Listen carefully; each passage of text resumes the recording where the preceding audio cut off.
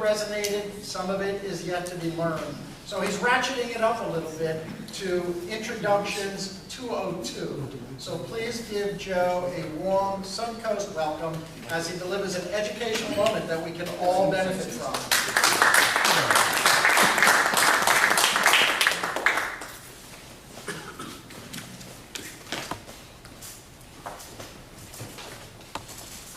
Just one of them will be fine, Sam. Go for one of the I'm going to test it for Maggie. That's good. That's good.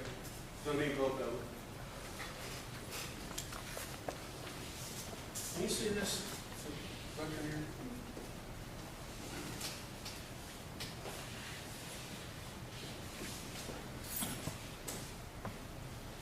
If you were to be given a gift by someone, and what's inside each box was the same, which one would you prefer?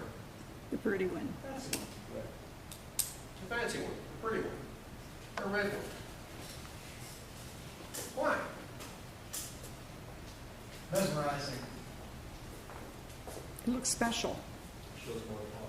Shows more thought, looks special, cute, it's pretty. Do we know it's the same thing in both? Yes. It's the same thing inside. We do know that. Which one of these two represents Suncoast Toastmasters? Yeah, red. Brown. Oh, who said that? I didn't say Jim Sims, I said Suncoast Toastmasters.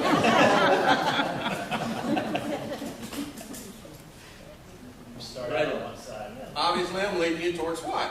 The red one. The red one, of course. The most creative and talented club in the universe. We're very modest in here, Alex. I can see that. So where am I going with this? The obvious thing that I'm heading towards here is just the educational moment has to do with one of my pet peeves in this club. And that is we do a substandard or a brown wrapping job when it comes to introductions. And I'm not saying this to be critical of anybody in here because I'm guilty of it as well. And I've introduced senators, congressmen, I introduced a legislator this Saturday in the youth program. I've introduced a lot of people and I still blow it occasionally. So what I wanted to do was just share with you a couple of tips regarding how to properly introduce a speaker. There's two general rules of thought on this. One is, I'm going to show you some tips on how to generally introduce a speaker in a meeting. I start saying normal meeting, but in a non-Toastmasters meeting. And then I'm going to show you how to introduce a speaker in a Toastmasters meeting because they're different processes. Why? Don't ask me. That's just the way Toastmasters does it. So, the theme is tonight not how to introduce, but how to wrap a speaker. Because when you think about it, your speech, the impression that you're going to make starts before you say your first word. Where does it start?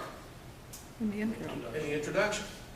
It's the responsibility of the introducer to create anticipation and excitement prior to the speaker coming up so we're all in the mood to listen to what they have to say. Sometimes the effect is not what's intended when we stand up here and we read our next speaker will be, how do you pronounce your name? Have you ever seen that happen? How do you pronounce it? And they will be speaking on, and you will really enjoy this topic because they have a lot of experience and they're speaking from the component communicator manual. I mean, aren't you excited already? So the point here is to show you a contrast. Obviously, you don't want to stand here and read somebody's speech. Now, when I introduced Rich Glorioso here Saturday morning, he's a state legislator, 27 years, decorated commander in the Air Force. His speech intro he sent me was 2 pages. Then he shows up with, he said, but this is a brief version, and it's only a page in length. So what I did was I took the page and cut it down to about half a page. But I still had to read it. But if you're going to read somebody's intro, at least do it like they do it on the news. Don't sit there glued to it, speaking to the lectern or your notes. Read a few words and look up the audience. So that you've got at least 50% of the time you're making contact with the audience. Now, There's two approaches, as I said, speaker introductions, general introductions, and Toastmaster introductions. The first thing I want to talk about is the general introduction. I've introduced a lot of speakers at National Association meetings, and I can tell you, you only need to remember three things. I don't care how big their bio is, how much they give you. There's only three things you really need to cover in a general introduction. Number one, what's the topic? Number two, why is the topic important for the audience? And number three, is the person speaking credible to speak to the audience? What credibility do they bring? But that's it. You got to cover those three. And if you can do it in 10, 15 seconds, great. If you're introducing an academic, you better have packed your lunch. Because theirs are always the longest, and they don't want you to eliminate anything. So that's basically it for general introduction. You just need to answer those three questions. Now, I know we're in Toastmasters, but I wanted to mention this to you so that you didn't say, well, Joe showed us how to do an introduction, and it's totally different from what I should have done at the Chamber of Commerce. That's what you do for a commerce meeting or something outside of Toastmasters. What about Toastmasters? There's a few steps. There's about 7 steps. First, give the speaker's name first. That's Jim. Jim's a good introducer, by the way. We ride each other, but he's very good. Give the speaker's name. Give the speech assignment, the manual, the assignment title, and the objectives, and Jim did that just a minute ago. Give the speech delivery time, and our last speech was 5 to 7 minutes, as he said. Give the speech title and topic. And then, the one thing that he didn't do, that I like to do, is give a warm welcome for, and the last thing you say is the speaker's name, not the title. And that because the emphasis is on the speaker, and the title is secondary. So, giving speech number 10 from the Competent Communicator Manual, the topic is How to Make Love from a Chandelier. Please give a warm welcome for Jim Sims. And you kind of build up at the end to make it exciting. I don't know where I came up with that topic. And then you lead the applause, and then you shake the hand of the speaker when they come to the platform to the lectern. So those are the steps for introducing someone to a Toastmasters meeting. Now, you don't need to write any of this down, Sam, because tonight I produced 20 copies of this, and I'm going to ask Sue to pass them around at the end of this presentation. So, you get how to answer what the 3 core questions are, so you can take that with you wherever you go when you're asked to give an impromptu introduction, and you'll have the steps to give an introduction at a Toastmasters meeting. Now, what complicates this is when you know you're going to speak at a Toastmasters meeting, but you don't send the introduction to the Toastmaster. And I've had this happen a lot of times. I've been a Toastmaster and people show up. I don't have an introduction for them. They didn't send it in advance, so I ask them, may I have your introduction? Oh, I haven't prepared one. Well, can you write one down? And so they write down an introduction in cursive writing that I can't read to begin with. And what does that do? That brings me right back to the brown paper wrapping introduction I showed you earlier, where I'm trying to read their handwritten notes, their scribble. So, I would urge you to use the box on the Toastmasters website that allows you to enter your speech information as a first step. Second step, type out your introduction in Microsoft Word and print it out. And bring a copy, a hard copy of it, to the meeting. Font size 16. At least font size. I'm getting around to that. Thank you, Sam. Now, 24, I said. Is I've gotten older, 16 is not big enough. 24. That's why what you're getting, that's 24. Besides, if you make it in 24 size point, you won't have enough room on a page to write so much that your introduction's too long. All right? Be positive and enthusiastic when you're introducing someone. If you're standing up here and speaking in a monotone tone of voice, reading from something like this, you're not going to get people excited. So try to create some enthusiasm, some excitement as you introduce them.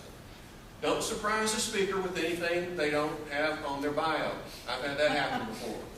I've had people introduce me and say things that weren't even in my background that I couldn't believe they said. And so when the speaker comes up, the first thing, they're flustered because They don't know where the introducer came up with this information.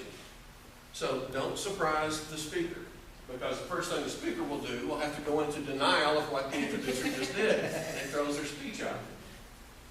You need to be accurate, know the facts, the years, the details, and everything from the speaker, if it's a general introduction.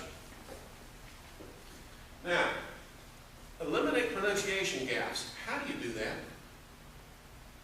Ask the person how to pronounce their name. Ask the person how to pronounce their name. That's a blinding flash of the obvious, isn't it?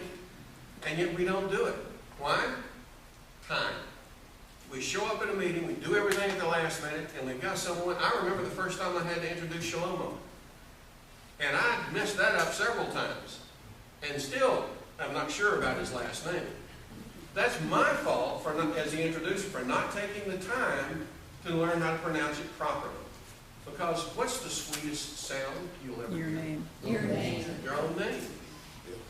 So eliminate pronunciation gaps by asking them before you introduce them. Stick to the relevant expertise of the speaker. Don't go off in left field, and don't over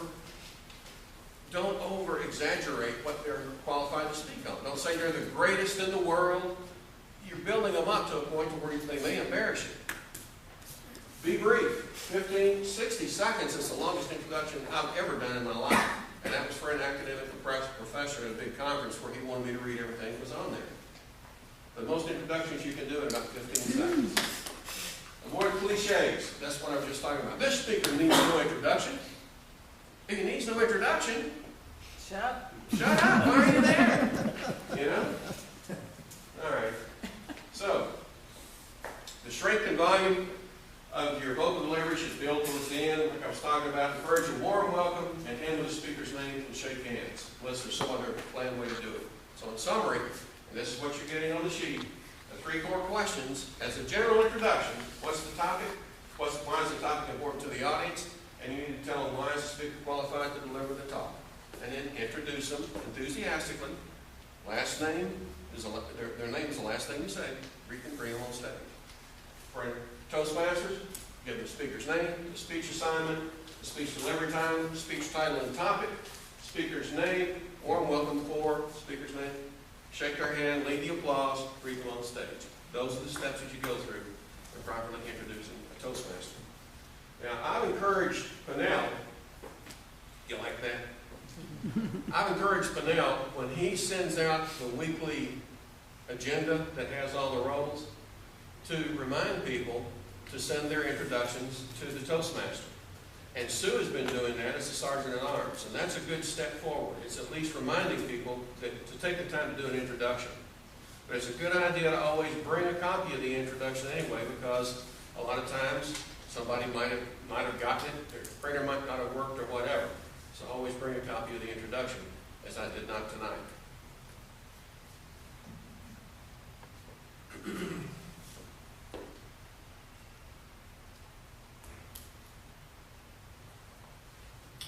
And when you're through,